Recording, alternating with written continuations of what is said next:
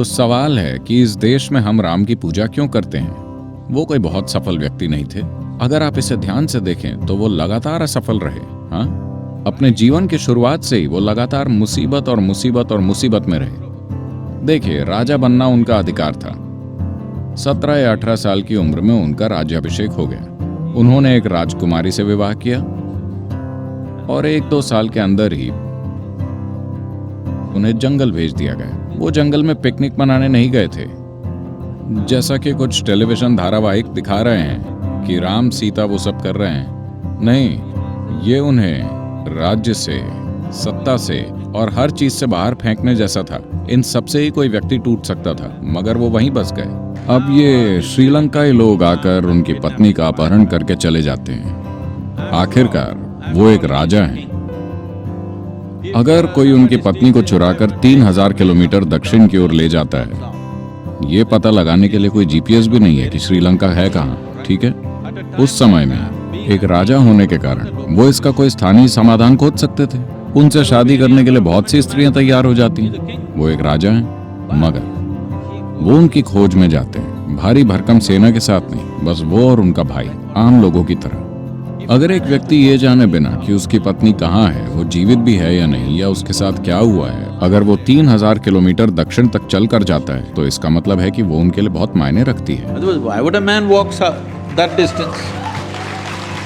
वो वहां जाते हैं, एक तमिल सेना बनाते हैं, ये मत भूलिए। फिर युद्ध होता है, वो सैकड़ों लोगों को मार देते हैं और एक सुंदर शहर को जला देते हैं। अपनी पत्नी को वापस लाते हैं और रहने लगते हैं। इससे पहले मैं आपको बताता हूँ, वो 1 वर्ष के लिए हिमालय में प्रायश्चित करने जाते हैं। उनका भाई पूछता है, आप पागल हैं? इस आदमी ने आपकी पत्नी चुरा ली और आप उसकी मृत्यु के लिए प्रायश्चित कर रहे हैं? वो बोले, रावण के 10 मूल स्वभाव थे, उनमें से 9 भयानक गुणों को मारने के लिए मुझे कोई प्रायश्चित नहीं करना है, कोई तपस्या नहीं करनी है। मगर वो एक महान भक्त भी था और मैंने एक भक्त को भी मारा, तो ये आदमी 1 साल के प्रायश्चित के लिए गया।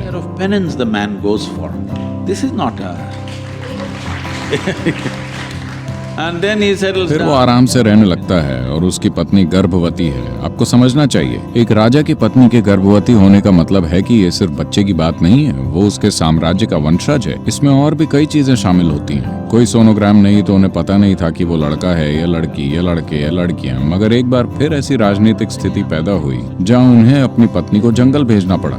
आज हमारे देश में बहुत तरह की चीजें हैं। मैं आपसे पूछता हूँ, क्या आप इस देश के लिए ऐसा नेता चाहते हैं जो इस देश के लोगों को अपने परिवार और निजी प्रेम से ऊपर रखे?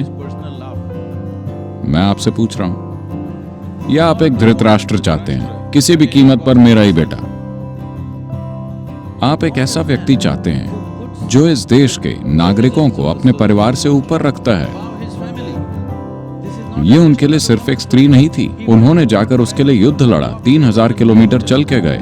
ये बस एक स्त्री नहीं थी, वो सीता के लिए जी रहे थे। मगर फिर भी उन्होंने गर्भावस्था की स्थिति में उसे जंगल वापस भेज दिया, अच्छी तरह ये जानते हुए कि ये उनके राज्य का भविष्य हो सकता है। देखिए, ये सिर्फ एक धोबी की बात नहीं है, यही आपकी गलती है। आप इन चीजों को शाब्दिक अर्थ में ले रहे हैं। एक धोबी ने कहा, यहाँ कहने का मतलब है कि आम लोग ऐसी बातें कर रहे थे। आम लोगों का राजा पर से विश्वास उठ गया है कि वो कहीं से कोई स्त्री ले आए और हमारी रानी बना दिया, क्योंकि रानी को राज्य की माता के रूप में देखा जाता है। हम ऐसी स्त्री को माता के रूप में नहीं देखना चाहते। वो यही कह रहे हैं कि वो किसी जगह जाकर किसी दूसरे आदमी के साथ रह चुकी है। उस समय के लोग यही कह रहे थे। तो अगर राजा कहता, मुझे कोई परवाह नहीं है कि आप क्या सोचते हैं, मैं अपनी पत्नी से प्रेम करता हूँ और उसे अपने साथ रखूंगा, तो वो एक अच्छा राजा, अच्छा प्रशासक नहीं होता। तो उन्होंने अपनी प्रजा को उस स्त्री से ऊपर रखा जिसे वो बहुत बहुत ज्यादा प्रेम करते थे, और वो गर्भवती भी थी। ये उनके लिए छोटी बात नहीं थी, उनके लिए पूरी दुनिया थी। मगर फिर भी उन्होंने उसे जंगल भेज दिया। इसे नमन किया जाना चाहिए।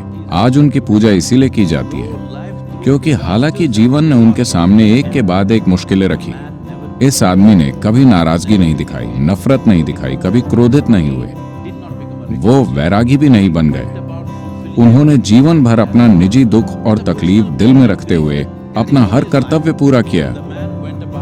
वो उस दिन तक अपनी प्रजा के लिए सबसे बेहतर काम करते चले गए।